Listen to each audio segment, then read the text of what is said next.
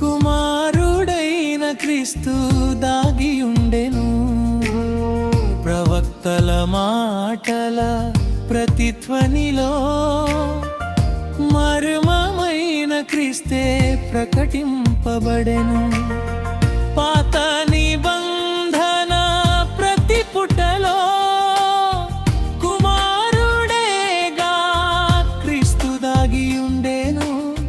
ప్రవక్తల మాటల ప్రతిధ్వనిలో మర్మమైన క్రీస్తే ప్రకటింపబడెను.